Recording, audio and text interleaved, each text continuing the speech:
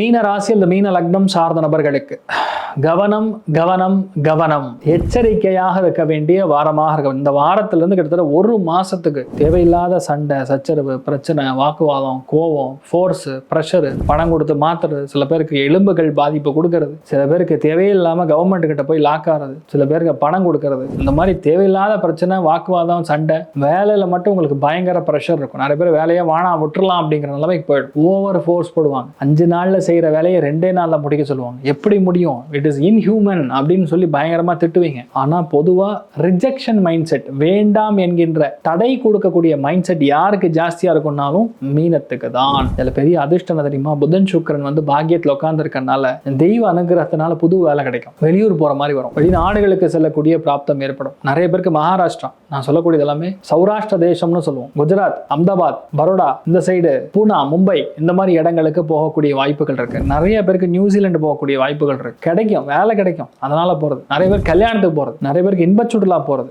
நிறைய பேருக்கு வீட்டுல நிறைய விசேஷங்கள் நடக்கும், கோவில்கள்ல நிறைய விசேஷங்கள் நடக்கும், அதுக்கெல்லாம் போறது. ஆனா வேலை மட்டும் என்னால ஒண்ணுமே சொல்ல முடியாது. குரு வக்கரமா வேற இருக்குது, குரு வேற வக்கரம், சனி பார்வை, சூரியன் செவ்வாய் லாக்கு, அவ்வளவுதான். வேலை மட்டும் கொஞ்சம் ரணகலமா இருக்க போகுது. மெயினா அத்தாரிட்டி யார் இருக்காங்களோ அவங்க மூலியமான பிரச்சனைகள் கொஞ்சம் அதிகமா நான் பாக்குறேன். மெயினா ஆர்தோ பேஸ்ட் டாக்டர்ஸ் இருந்தாங்களா ரொம்ப கவனமா இருக்கணும். அரசியல்வாதிகள் ரொம்ப கவனமா இருக்கணும். கவர்மெண்ட் எம்ப்ளாயிஸ் ரொம்ப கவனமா இருக்கணும். ட்ரெஷரி டிபார்ட்மெண்ட் இல்ல எஜுகேஷனல் டிபார்ட்மெண்ட், உயர்கல்வித்துறை, என்டோமெண்ட், இந்த மாதிரி டிபார்ட்மெண்ட்ஸ் இருக்கிறவங்க கண்டிப்பா லஞ்சல் ஊழல் மாட்டக்கூடிய வாய்ப்புகள் இருக்கு. கவனமா இருக்கணும். அதே மாதிரி தேவையில்லாத டிரான்ஸ்பர், தேவையில்லாத குடைச்சல் அதிகாரிகள் மூலியமா நடக்கிறதுங்கிற மாதிரி சில இடங்கள்ல பூகம்பமே நடக்கும். ஸோ மீனத்துல பிறந்தவங்க கொஞ்சம் கவனமா இருக்கணும். என்னதான் இருந்தாலும் உங்களுக்கு நான் சொல்லக்கூடியது, பாக்கியஸ்தானத்தில் உட்கார்ந்துருக்கூடிய புதன் சுக்கிரன் உங்களுக்கு திரிகோணத்தில் உட்கார்ந்து இருக்கிறது பெரிய வெற்றியை கொடுக்குறாரு. 3ஆம் இடத்தை பார்வை கொடுக்கறதுனால இடத்தை மாத்திட்டீங்கன்னா பிரச்சனை சால்வ். நமக்கு ஒரு விஷயம் நெகட்டிவா நடக்குதுன்னா அதுல இருந்து காப்பாற்றக்கூடிய ஒரே தெய்வம் லட்சுமி நரசிம்மரை மனசார வணங்குங்க. என்ன வேணுமோ அது நடக்கும். பிரச்சனை கண்டிப்பா முடியும், ஓயும். ஒரு தேங்காயை போய் மனசார வணங்கிட்டு உடைச்சிட்டு வாங்க, அவ்வளவுதான், கப்பு நடக்கும். அந்த பிரச்சனை மறுபடியும் பெருசாகாது. இந்த மாசம் முழுக்க முழுக்க நான் இப்பவே சொல்லிடுறேன், மீனத்துல பிறந்த பல பேர் வந்து